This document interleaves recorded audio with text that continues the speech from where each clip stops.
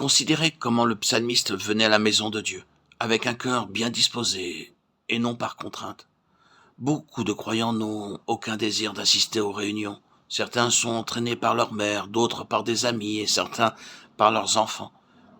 Ils perdent beaucoup de la bénédiction, car leur cœur n'est pas dans une attitude d'attente. Au contraire, s'ils venaient avec joie dans la maison de Dieu, ils recevraient les meilleures bénédictions. Il faut aussi que nous nous installions tout au milieu de l'assemblée. Certaines personnes participent aux réunions uniquement pour le plaisir d'y assister, ou parce qu'elles y ont été contraintes.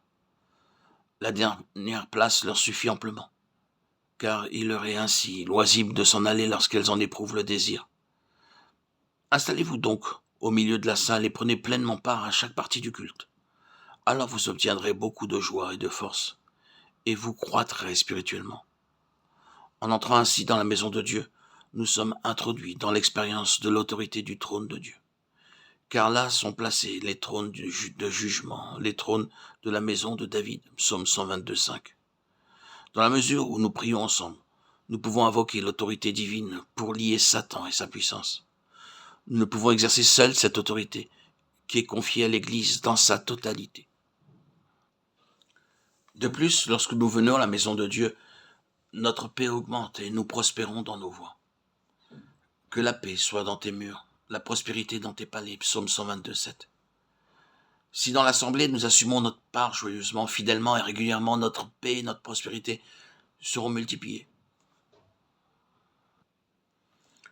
En tant que membres de la famille de Dieu, nous éprouvons le désir profond de partager les joies et les peines les uns des autres. Nous ressentons le besoin de nous réunir et d'adorer le Seigneur, qui nous a réunis dans son amour. Une telle communion nous fortifie de plus en plus spirituellement.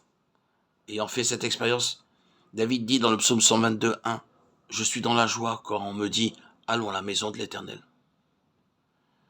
De même, lorsque nous avançons d'un degré dans cette vie spirituelle, nous éprouvons dans notre cœur le désir croissant de passer le plus de temps possible dans la maison de Dieu, en prière et dans l'adoration, en compagnie de nos frères et sœurs dans la foi. Ceux qui dédaignent la compagnie du peuple de Dieu alors qu'ils aiment les activités mondaines ne peuvent que rester pauvres spirituellement. Il leur manque la force et l'encouragement, apanage de ceux qui se réunissent régulièrement dans la maison de Dieu pour étudier la Bible, prier, être en communion et servir le Seigneur. Ceci est le secret de la croissance et de la force de l'Église primitive. Nous lisons dans Actes 2,42 les croyants persévéraient dans l'enseignement des apôtres, la communion fraternelle, la fraction du pain et la prière. Puisse le Seigneur nous accorder le fardeau et le désir profond d'être dans sa maison, en compagnie de son peuple, afin de contempler sa beauté pour toujours et à perpétuité.